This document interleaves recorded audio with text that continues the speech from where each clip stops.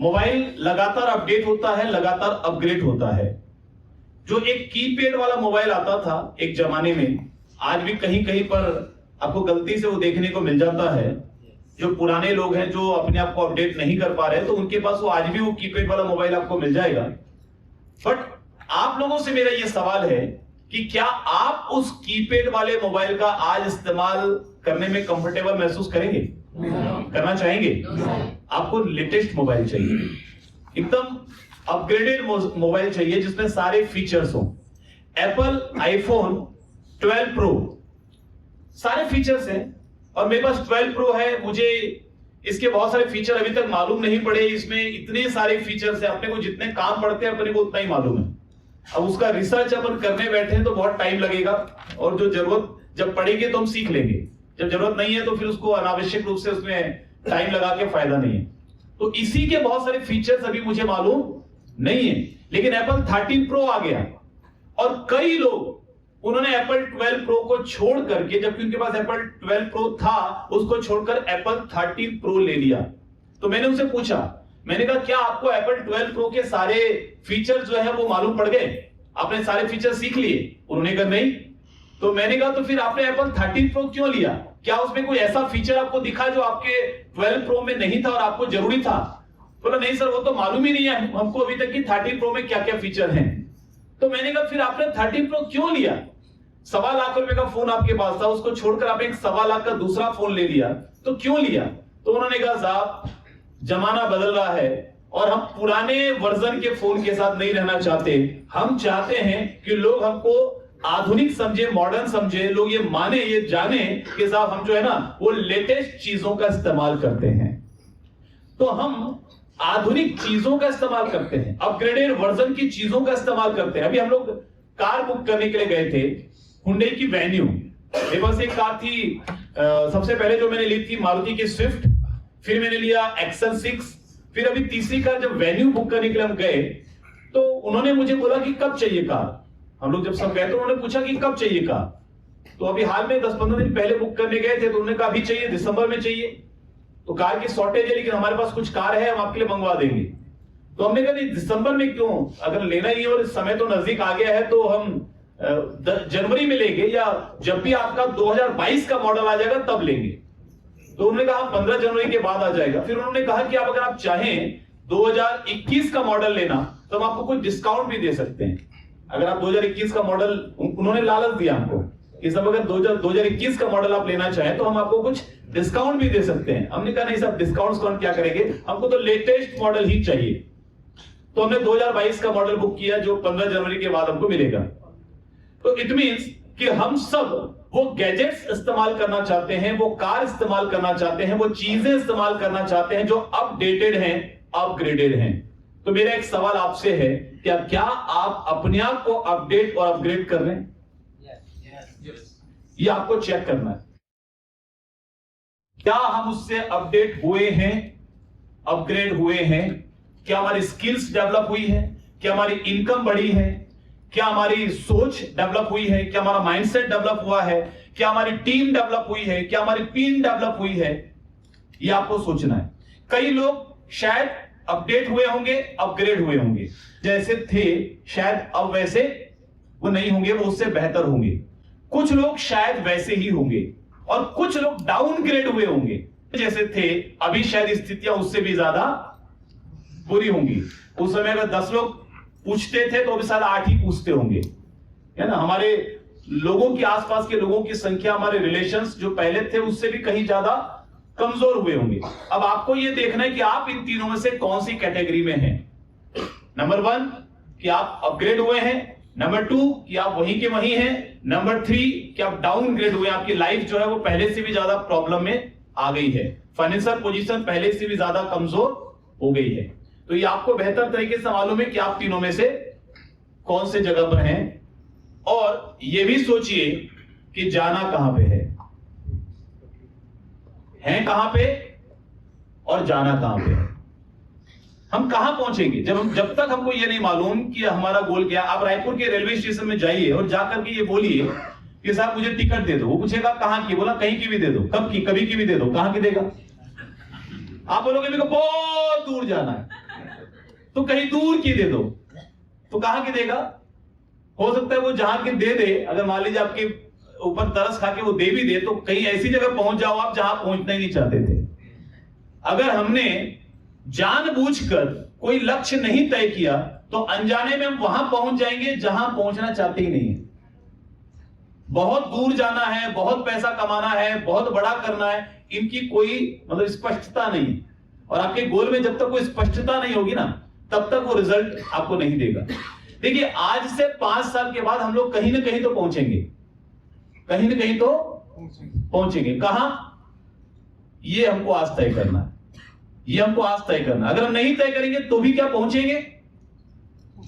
नहीं तय करेंगे तो भी पहुंचेंगे, मगर शायद वहां पहुंचेंगे जहां हम पहुंचना नहीं चाहते।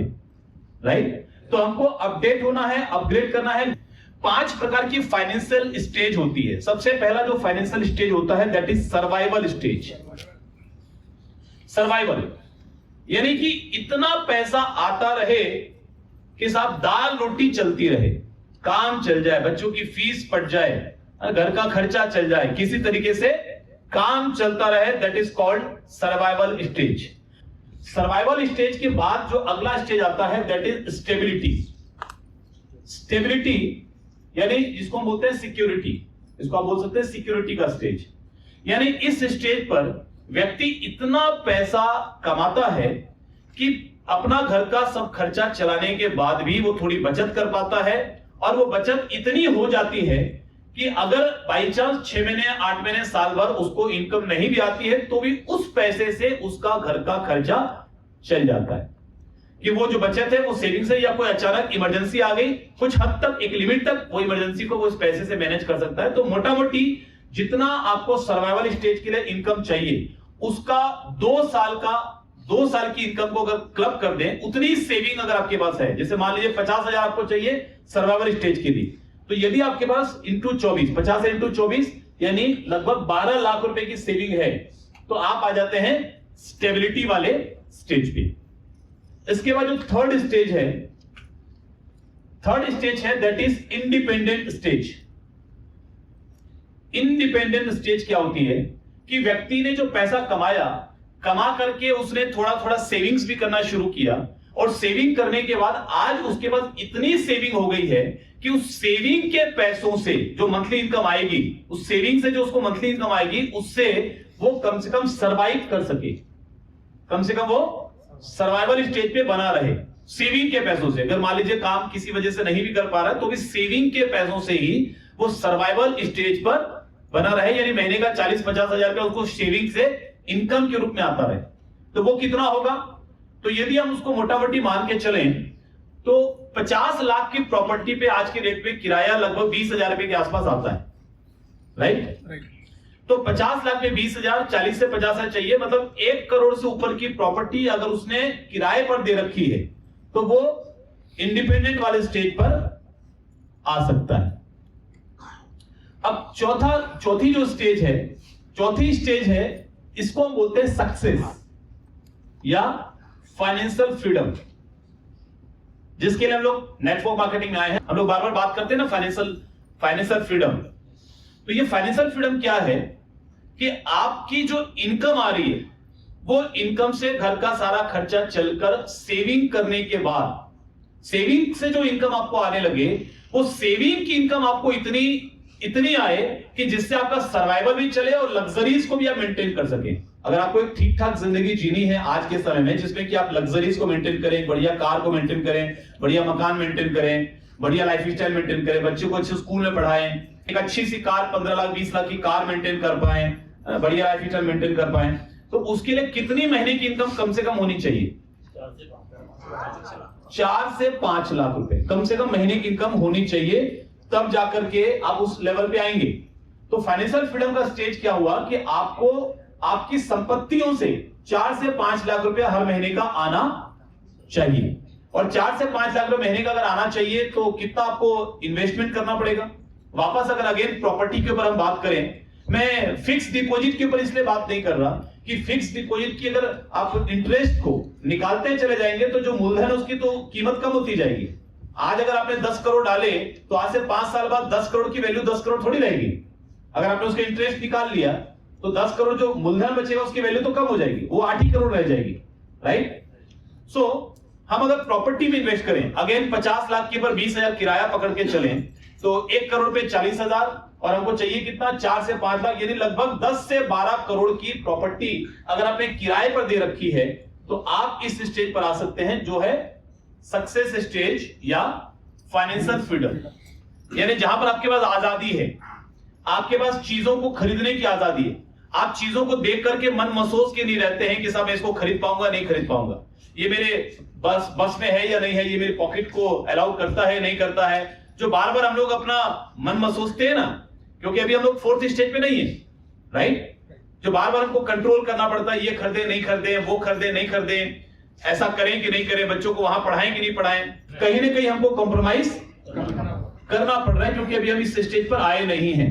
और कई बार लोग क्या करते हैं, इस स्टेज पर आए बिना ही, इस सक्सेस के स्टेज पर आए बिना ही जो पैसा कमाते हैं उसी पैसे से अपने शौक को पूरा करना शुरू कर देते हैं और उस पैसे को उड़ाना शुरू कर देते हैं। अभी मान लीजिए किसी आप भिखारी को 1 करोड़ रुपया दे दीजिए, किसी भिखारी को 1 करोड़ रुपया दे दीजिए, अमीर बन जाएगा ना, करोड़पति हो जाएगा वो। करोड़ दे दिया, करोड़पति बन गया ना, बन गया ना साहब। अगले 1 साल के अंदर उसको वो आपको फिर से भीख मांगता हुआ नजर आएगा। क्यों? क्योंकि जैसे आपने 1 करोड़ उसको दिया, वो जाके सबसे पहले एक आईफोन लेगा, सबसे पहले एक बढ़िया सी कार लेगा, सबसे पहले जाकर के बढ़िया सा कुछ ना वो खाने पीने का और घूमने फिरने की व्यवस्था करेगा, यानी उस पैसे को वो उड़ाना शुरू करेगा। क्योंकि उसको भी पैसा खर्च करना नहीं आया। पैसा कमाना सीखने से भी ज्यादा जरूरी है पैसा खर्च करना सीखना, कि कब खर्च करना है, कहां खर्च करना है, कितना खर्च करना है। इसको ये आ गया, वो सब 4th वाली स्टेज पे आ सकता है कि खर्च कहां करना है और कब करना है और कितना करना है और कैसे करना है। तो अभी उसको खर्च करना नहीं आया, वो सारे पैसे को उड़ा देगा। और वही 1 करोड़ रुपया आप किसी ऐसे व्यक्ति को दे दीजिए जो पहले से अमीर है, वो एक्स्ट्रा 1 करोड़ उसको अगर मिल गए, वो क्या करेगा, वो ये दिमाग लगाना शुरू करेगा कि इस 1 करोड़ को मैं 2 करोड़ कैसे बनाऊं, कौन सा नया व्यापार चालू करूं, कौन सी नई फैक्ट्री चालू करूं, कौन सी नई दुकान चालू करूं, इसको कहां इन्वेस्ट करूं, कौन से म्यूचुअल फंड में लगाऊं, कौन से शेयर मार्केट में लगाऊं। वो उसका दिमाग चलना चालू होगा कि 1 करोड़ को मैं 2 करोड़ में कन्वर्ट कैसे करूं। क्योंकि अमीर को मालूम है ये 1 करोड़ रुपया मुझे खर्च करने के लिए नहीं मिला है, इस 1 करोड़ से मैं इतना पैसा कमाऊंगा, 1 करोड़ को मैं 2 करोड़ करूंगा, उसके बाद मूलधन 1 करोड़ को वापस इन्वेस्ट करके जो 1 करोड़ बचा उसको मैं खर्च करूंगा, उससे मैं एंजॉय करूंगा। मूलधन से एंजॉय नहीं करना, मूलधन से एंजॉय नहीं करना, एंजॉय करना है ब्याज से, एंजॉय करना है मूलधन की जो इनकम, मूलधन की वजह से जो इनकम आएगी उससे एंजॉय करना। तो ये माइंडसेट है, ये एक्चुअली में केवल फाइनेंशियल पोजीशन नहीं है, ये माइंडसेट है कि जिस माइंडसेट का व्यक्ति है उसको उसी तरीके की सफलता आएगी। यदि आपको 4थे लेवल पर जाना है तो सबसे पहले आपको अपने माइंडसेट को इस 4थे लेवल पर लाना पड़ेगा कि साहब बिजनेस में मैं दाल रोटी चलाने के लिए नहीं आया हूं, इस बिजनेस में मैं आर्थिक रूप से आजाद होने के लिए आया हूं, फाइनेंशियली फ्री होने के लिए आया हूं। 5वीं स्टेज बताऊं? अगली जो स्टेज है इसको बोलते हैं सिग्निफिकेंट स्टेज। सिग्निफिकेंट या सिग्निफिकेंस, लाइफ ऑफ सिग्निफिकेंस, यानी एक ऐसे स्टेज जहां पर अब आपको पैसों की, इन्वेस्टमेंट की चिंता करने की, परवाह करने की जरूरत नहीं है। इतना पैसा है कि आप दोनों हाथों से लुटाएं तो भी खत्म होने वाला नहीं है। व्यक्ति को गलतफहमी होती है कि साहब मैं बहुत व्यस्त हूं, मैं काम नहीं करूंगा तो साहब मेरा काम नहीं चलेगा, लेकिन एक्चुअल सच्चाई यह है कि किसी के बिना दुनिया रुकती नहीं है। कोई ऐसा है कि आज दुनिया से चला गया, पृथ्वी ने घूमना बंद कर दिया?